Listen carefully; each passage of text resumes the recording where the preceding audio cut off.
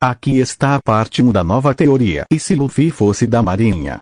Capítulo 1. O Punho de Justiça. Desde tenra idade, Monkey D. Luffy foi submetido a um regime de treinamento brutal sob a tutela de seu avô, o herói da Marinha Monkey D. Garp. No entanto, ao contrário de sua contraparte pirata, Luffy não comeu a Gomu Gomu no Mi. Em vez disso, Garp, percebendo um potencial cru e latente no neto, focou em desbloquear e forjar esse poder de uma maneira diferente. Ele via a dependência de uma Akuma no Mi como uma fraqueza. O alvo de Garp era esculpir Luffy no guerreiro mais puro da Marinha, um mestre do Haki. Os treinos eram tão intensos que frequentemente terminavam com Luffy sendo deixado para trás em florestas infestadas de animais selvagens ou sendo arremessado em ravinas para forçar seu instinto de sobrevivência e, consequentemente, seu Haki. Foi durante um desses treinos extremos que Aokiji Kuzan tomou interesse no garoto. Vendo a filosofia crua, porém justa, de Luffy, Kuzan começou a intervir, não como um instrutor formal, mas como um mentor tático. Ele ensinou Luffy a importância da observação, calma, e como usar o Kenbushoku Haki da observação, para prever os movimentos de um oponente e entender as intenções no campo de batalha. Aos 17 anos, Luffy já era um prodígio. Ele dominava os 3 tipos de Haki com uma proficiência assustadora para sua idade. Kenbushoku Haki. Sua percepção era tão aguçada que ele podia escutar os sentimentos das pessoas ao seu redor, discernir mentiras e prever ataques com vários segundos de antecedência. Busoshoku Haki. Seu domínio sobre o Haki do armamento era excepcional. Ele podia revestir seus punhos com uma camada densa de energia, capaz de causar danos devastadores mesmo sem um diabo jambé ou uma espada. Seus Gomu Gomu no eram, na verdade, poderosos golpes de impacto puro, nomeados por hábito de infância. Aoshoku Haki, o raríssimo Haki do Rei Conquistador. Garp ensinou a controlar essa força esmagadora, não para subjugar multidões indiscriminadamente, mas para focar sua pressão em um único oponente, paralisando até os mais fortes por uma fração de segundo crucial. Por suas habilidades incomparáveis e senso de justiça peculiar, que priorizava proteger os inocentes acima de seguir regras cegamente, a Marinha concedeu a Luffy o posto de capitão e a missão de limpar o East Blue. Para auxiliá-lo, foi designada a subordinada e atiradora de elite, Ibari. Metódica, precisa e letal a longas distâncias, ela era o complemento perfeito para o estilo de combate corpo a corpo de Luffy.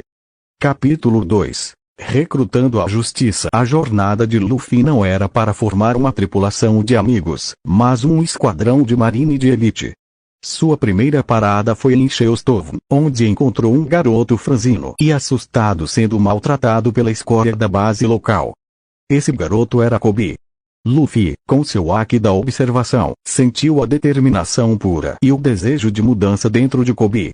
Ele não apenas derrotou o corrupto Capitão Morgan com o único golpe revestido em Busoshoku, mas também recrutou Kobe e seu amigo, o espadachim arrogante mas talentoso Elmepo, prometendo torná-los marines fortes. Em seguida, na vila de Shimotsuki, ouviram falar de um caçador de piratas perigoso preso na base naval. Era Roronoa Zoro, preso por desobedecer ordens corruptas. Luffy desafiou Zoro para um duelo. Mesmo de costas presas a uma estaca de madeira, Zoro era formidável. Luffy, sem usar as mãos, desviou de todos os seus ataques usando apenas o Kenbushoku Haki, impressionando o espadachim.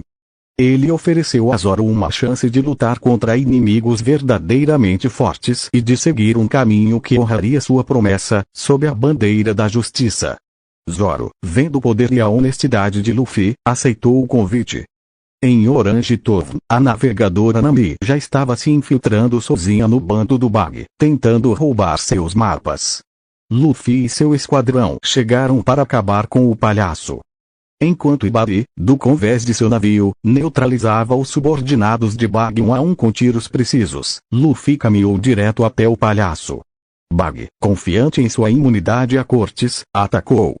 Luffy simplesmente revestiu o punho com Busoshoku Haki e desferiu um pistola de impacto, que não cortou, mas estilhaçou o corpo dividido de Bug com uma força concussiva avassaladora, nocauteando-o.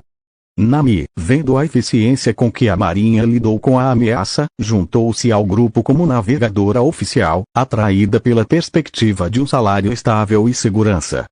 A próxima parada foi Syrup Village, onde o mentiroso crônico Zope alertava em vão sobre um perigo iminente. O esquadrão de Luffy chegou a tempo de enfrentar o bando do Curry.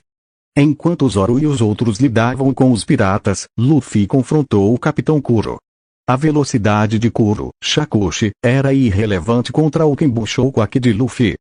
Ele previu cada movimento e encerrou a luta com um lança de impacto que quebrou as garras de Kuro e sua resistência. O Zope, inspirado pela coragem dos Marines e pela oportunidade de se tornar um guerreiro do mar de verdade, pegou seu estilingue e se juntou a eles.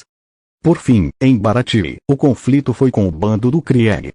Luffy permitiu que Sanji alimentasse os piratas famintos, sentindo que era a coisa certa a fazer.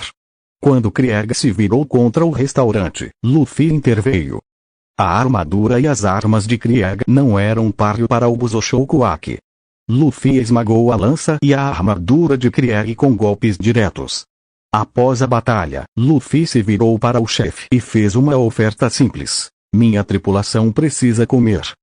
Vem cozinhar para nós. Você pode alimentar qualquer pessoa que precisar, em qualquer ilha que encontrarmos.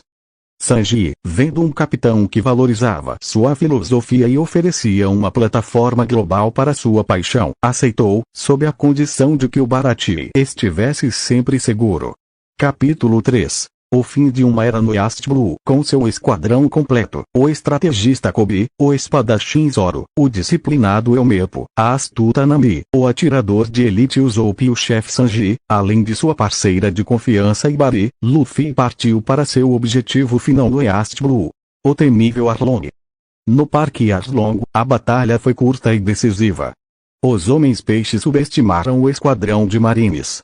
Ibari, de sua posição, neutralizou os atiradores de água. Zoro lidou com Atshan, suas espadas agora revestidas com um Busoshoku básico que ele estava aprendendo a usar. Sanji lutou contra Kurobe. A luta principal foi entre Luffy e Arlong. A força sobre-humana e os dentes capazes de rocha de Arlong não significavam nada.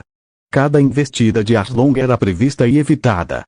Quando Arlong tentou morder Luffy, este revestiu o braço com Haki e segurou as mandíbulas do homem-peixe, lascando seus dentes. Você é apenas um humano. Como ousa? Rugiu Arlong. Eu sou o Monkey D. Luffy, ele declarou, seus olhos queimando com determinação. O homem que vai trazer a verdadeira justiça a estes mares. Ele então liberou uma onda concentrada de seu Oshoku. Não foi uma explosão para derrubar todos, mas uma pressão esmagadora focada apenas em Arlong. O homem-peixe sentiu-se paralisado, seus olhos arregalados de terror puro, enquanto a vontade indomável de Luffy esmagava a sua. Naquele momento de paralisia, Luffy desferiu seu golpe final, uma metralhadora de impacto no peito de Arlong, esmagando sua arrogância junto com seus ossos. Com a queda de Arlong, a era dos grandes piratas do East Blue chegou ao fim. Epílogo. Rumo à Grande Line, de volta ao navio, com Nami navegando com mapas precisos da marinha e Kobe coordenando o curso, o esquadrão olhava para o horizonte. A bandeira da marinha ondulava orgulhosamente no mastro. Relatório final, Capitão Luffy, disse Kobe. East Blue está seguro. Luffy, com seu sorriso característico, mas agora carregando a autoridade de um capitão, apontou para a frente. Bom. Agora, para a Grande Line. Tem muito mais pirata forte por aí para derrotar. Sob o comando do Capitão Monkey D. Luffy, o mestre do Haki, um novo tipo de força naval partia em direção ao oceano mais perigoso do mundo, pronta para desafiar não apenas os piratas, mas talvez, no futuro, os próprios alicerces do mundo que juram proteger. A justiça, na visão de Luffy, estava apenas começando.